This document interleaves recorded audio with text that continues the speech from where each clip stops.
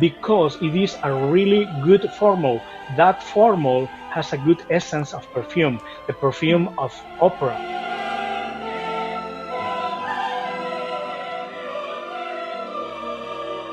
And when I'm performing and I'm singing to the audience, and to remember that I am start singing for my mother, for my grandmother, I remembering why I'm an opera singer.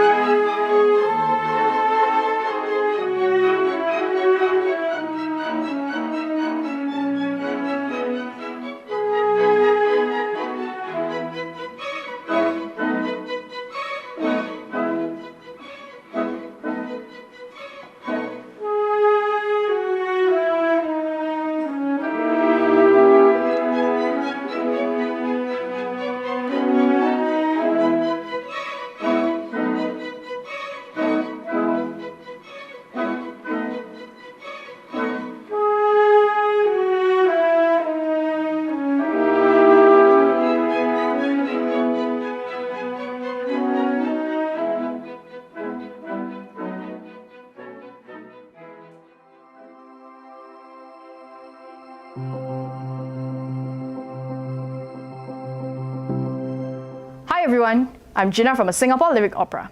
As you can see from today's episode, it's a little bit different because we have a guest who is not based here in Singapore. And he's none other than Tenor Israel Lozano. Israel will share with us today more about which opera we should start with. Hello Israel! How are you? Hello Gena, I'm fine. Hello, good to see you even from far away. Actually now, these days from Washington DC. And I hope that you, all the Singapore Opera, all the friends, all the opera lovers, they are doing well. And I miss you. I miss you very much. So much. Me too. I think we really hope that this situation gets better and then we can start making music live again. No, that's fine. We were missing the chance to do a concert just a few months ago, but I'm sure that we will recover that opportunity and we will see it again. Can you share with us more about yourself? Well, I'm a tenor. I'm from Madrid, from Spain. I'm the oldest of 6 children, and I don't have any musical background. And one day, my teenager singing music in a karaoke, I discovered how beautiful is, I will say, schizophrenic world was to sing. And since then, I start discovering what is about opera, what is about the lyric, what is about a tenor voice, and I discovered a beautiful world. And then I got involved to start singing, and then I decided, after a few years studying in Spain, to cross the Atlantic and to go to the America, just like Giacomo Puccini did many years ago, 100 years ago, from Italy to United States. I traveled from Madrid, from Spain to United States to the adventure, and here I am. And opera music changed my life. Zarzuela music, this Spanish lyric music, changed my life.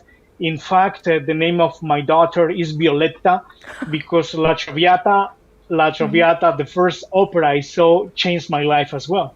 Let's talk about your first opera as a singer. You mentioned that it was La Traviata, right? Well, my first contact with the opera was La Traviata, and then in my teenager, I discovered how to act with the opera world, because opera is not only music, it's also singing, and at the same time is acting.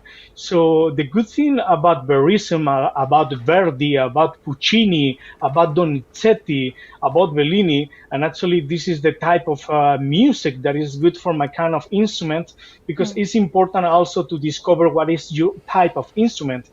You could be a violin, you could be a viola, you could be a cello, you could be a bass, but you have to find the right repertoire for metal, for winds, for percussion.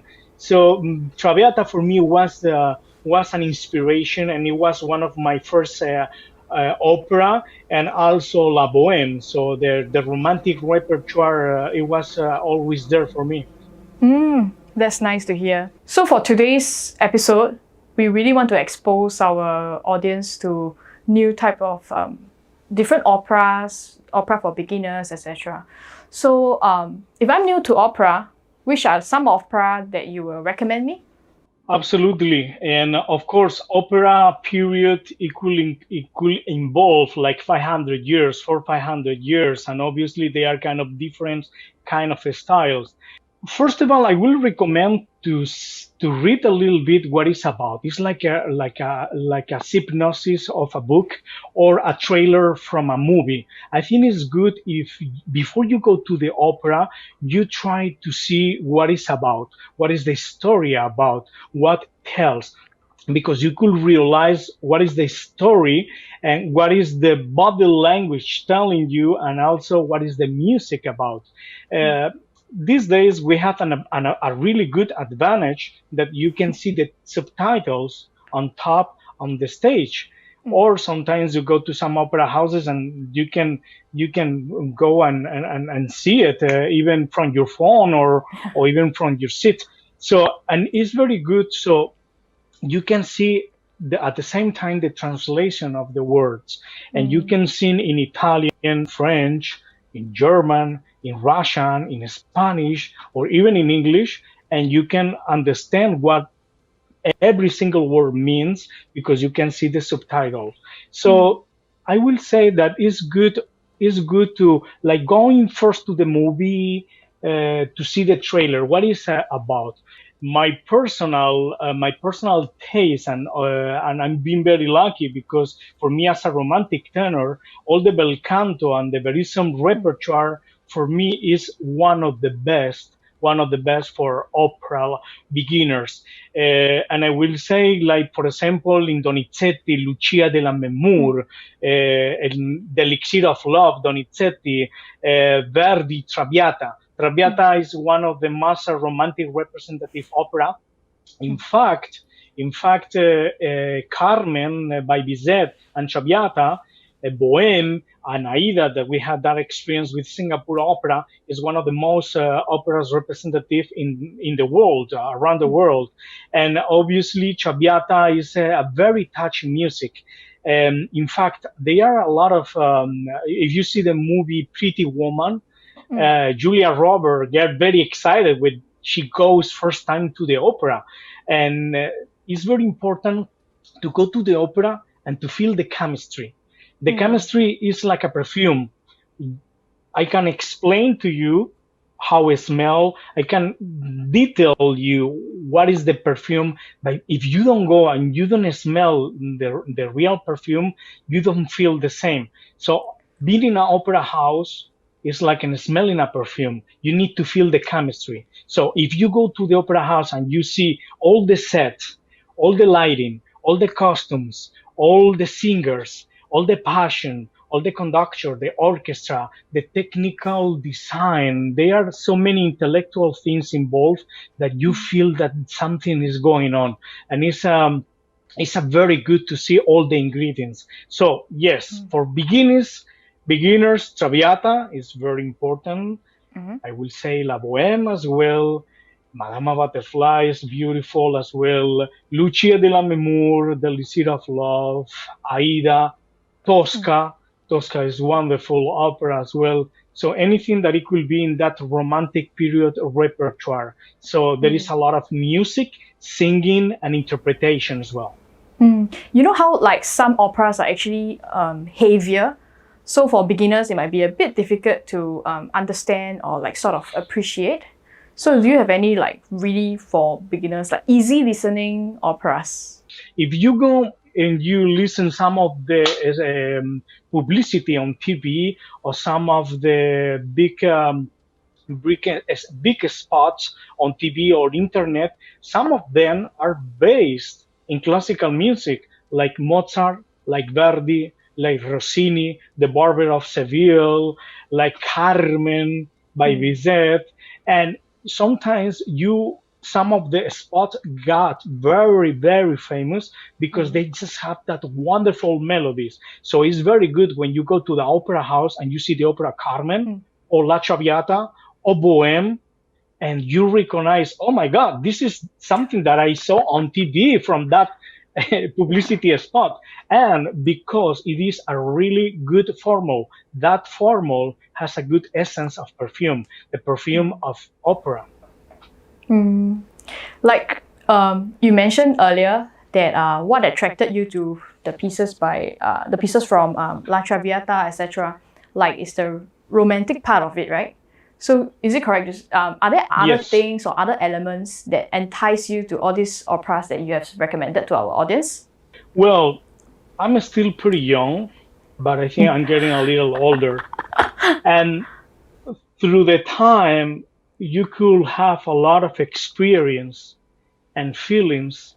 And when you see another time, for example, La Traviata, La Bohème, and you see it another time again, and another time again, you realize and you recognize some of your living experience through that theme, through that interpretation, through that emotion, through that feeling, through that pain.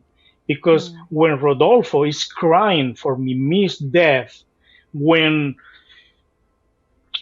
Traviata, Violetta is dead at the end of the opera, you can feel through the music that pain.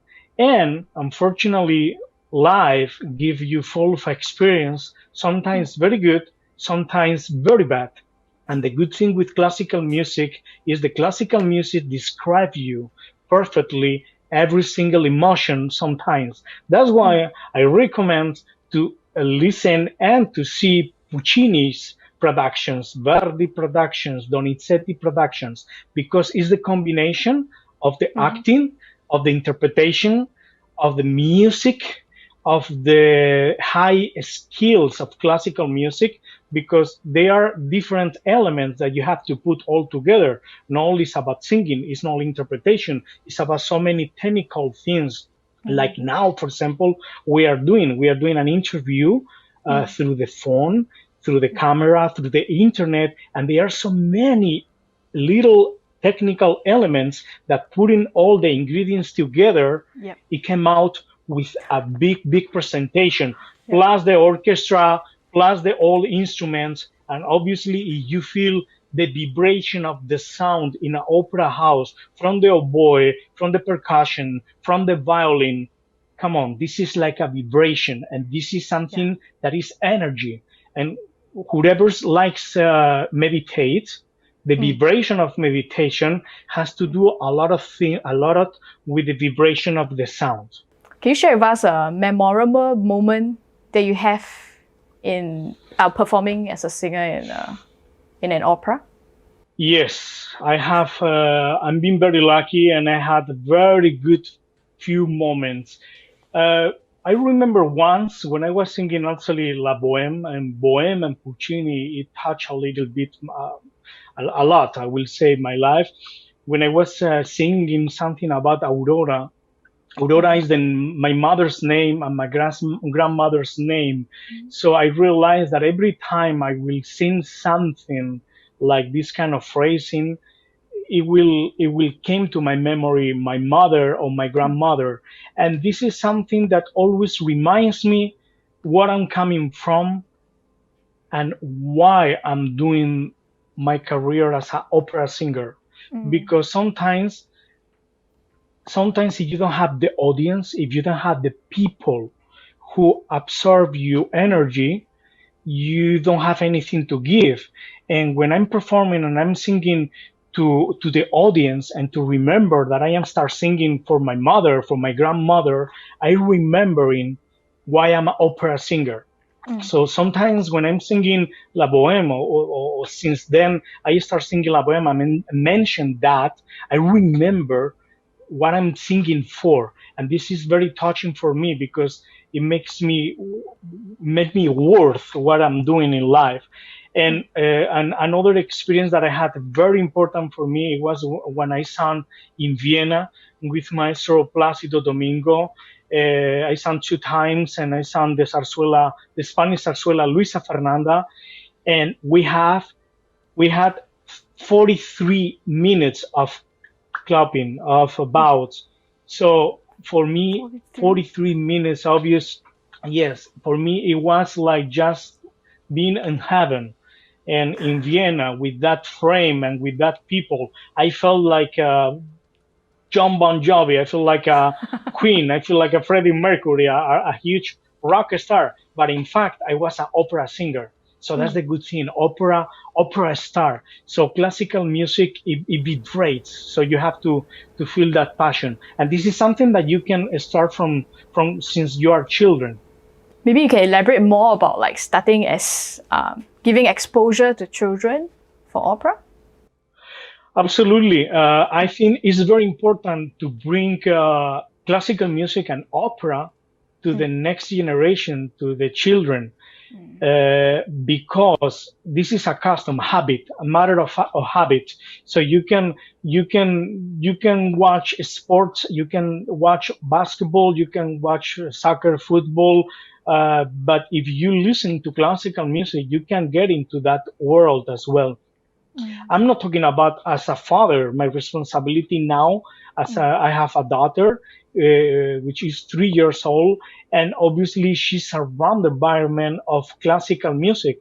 Mm. But for example, I had a great experience a few years ago with the orchestra, Sistema Orchestra, with Maestro José Antonio Abreu and Gustavo Dudamel, Mm. because children, since they are 6, 7, 8, 9 years old, they know how to play the instrument, the violin, the viola, the percussion, and after a few years, you see, you can be on that orchestra. Mm. I'm still young, I'm saying, but I'm getting a little old. After 15 years of career, I Mm-hmm. start meeting in the orchestra little children that they Mm. were like 15, 20, 25, and now they are playing in the orchestra professionally.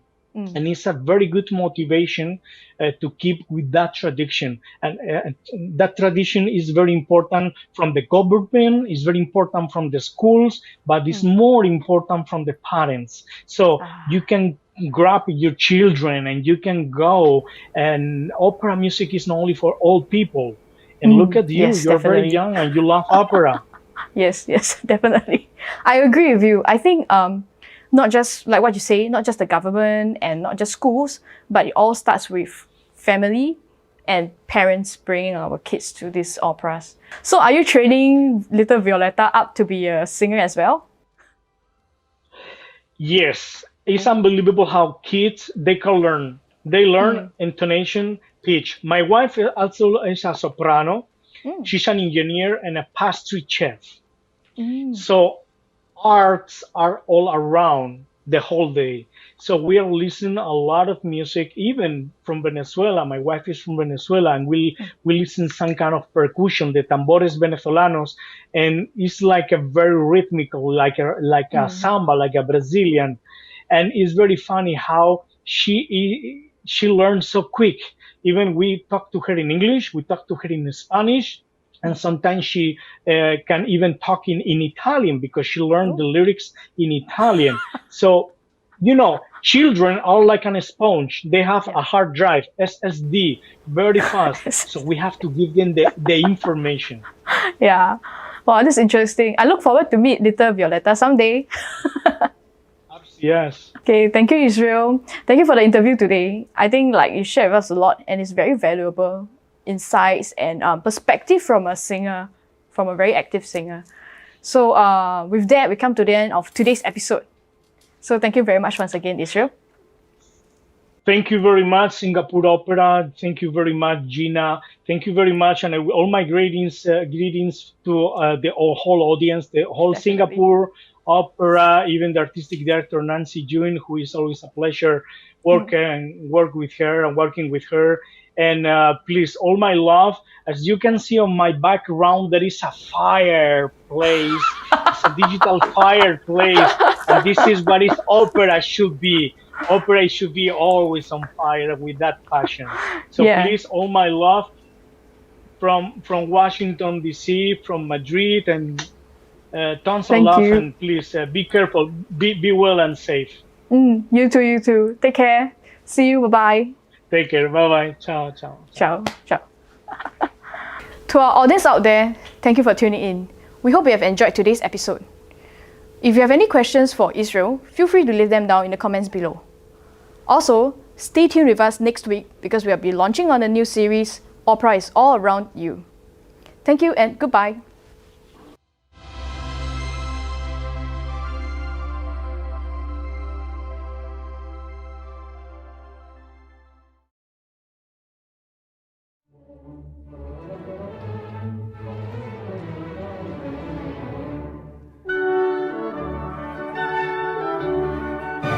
And the way Puccini's put the notes together is just incredible. You feel your heartstrings being pulled. You don't even have to know what the language is about, what the text is about. You just feel so moved. The aria comes in, all this kind of activity, all this stuff going on, and then you plant this 3 minutes of ecstasy where everything just calms down. Yeah. And I just imagine everyone in the audience just suddenly all their anxieties calming down. So it's kind of for me like a therapy. And it was an incredible use of a fantastic aria. I still feel the tingling sensation on the back of my neck when I'm talking to you about it because I remember hearing it.